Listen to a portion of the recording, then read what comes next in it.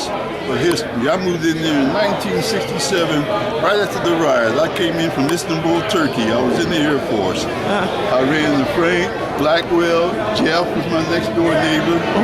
Ezel's gone now, unfortunately, but he was there, and Perk was there. What was your position there? At Parkside? Yeah. I was a tenant at first, and I eventually ended up being the manager there because they started the program over there underneath the NSO program, and they wanted residents to work in the program. Since it was right after the riot, and they figured residents would know more about dealing with residents than those outsiders. Right. And so from there, I went to school.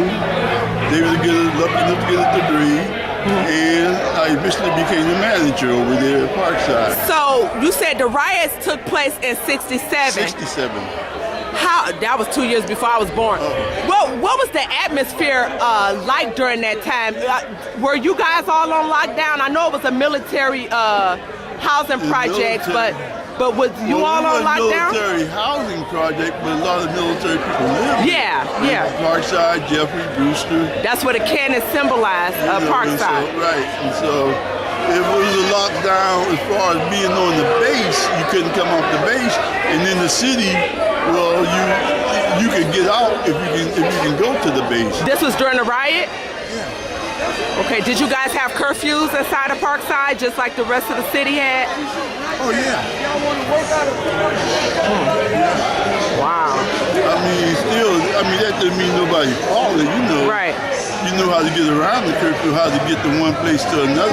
What would you say the percentage was with African American residents? African American residents back in 67, 68, even 69. Maybe about 30% African Americans. It was mostly Caucasians. Excuse me. I heard. Until we start, and after that. So do you think the Equal Housing Act had a lot to do with that, for getting a whole lot of African Americans in Parkside? Not necessarily. Because before... The whites was trying to move out, that's all. Right. But before then, before we were able to move in Parkside, we had the Black Bottom area, Paradise Valley, and Hastings area. That has already been, they was doing the process of tearing that down. Right. When they had Chrysler Freeway, they tore down. So then I heard that we all... went into Brewster. Right, went into the housing projects. Then that's when Parkside opened their doors to many of us, and the rest of the housing projects that was out. No, Brewster opened theirs, or the public housing there was Brewster and Jeffrey, but Parkside was primarily mostly Caucasians. So Brewster's and Jeffries opened up their doors to us first. Oh yeah, the African American. They had to, because they had to be relocated from that area that they was, Right, we had to go somewhere. And so that's how that happened. Wow, you talk about history. Now, did you do anything with the children, as far as mentoring? Or I was lucky enough as to work with the recreation people while I was out there, and so it's not that I did anything special, but one thing that we always try to do is keep the gym open. Oh yes, the rec. Right. We love you for it. Okay, we kept the rec open. And by Ezel Johnson, he's dead now, but Easy worked there, and he lived out there, and he made sure we all had keys. So that anytime he wasn't there, we can always open up and keep it open until kids get ready to go home 10, 11 o'clock or something, because they needed something to do. Right, and we appreciate it to keep us productive and stuff. I mean, I know we lived like a skip, hop, and a jump from the rec, and we lived in the rec, so we appreciate it. I mean, it gave us something to do besides the Chandler Park, going on the swings and all that.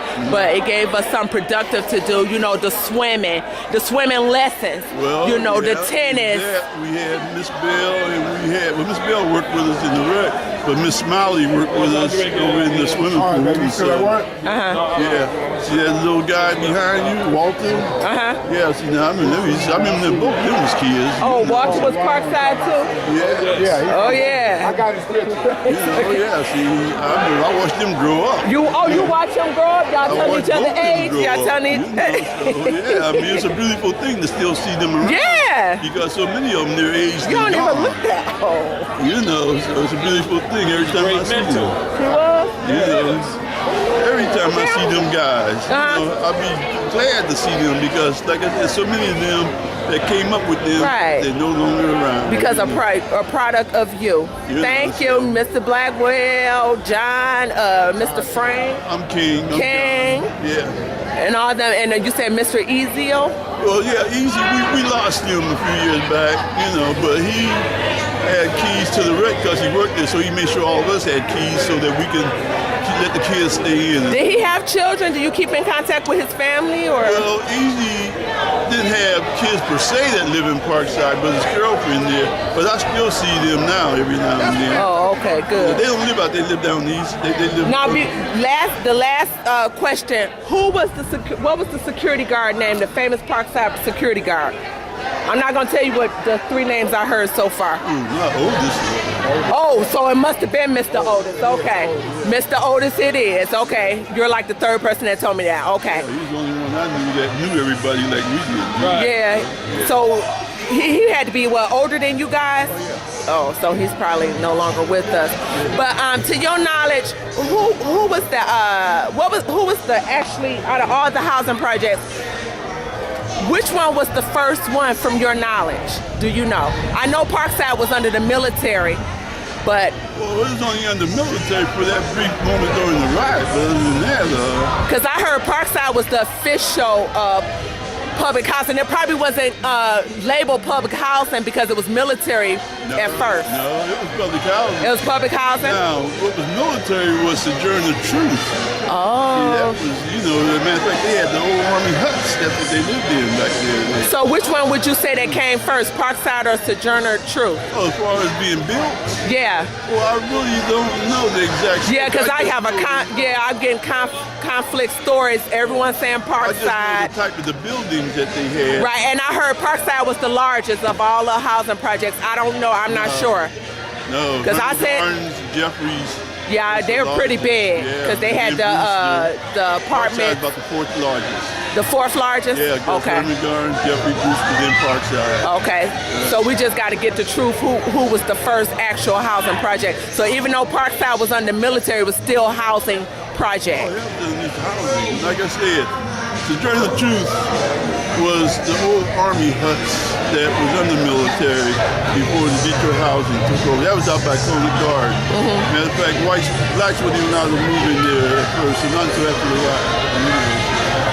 And you said that was Sojourner Truth that welcomed us in after they made Hastings Street a freeway?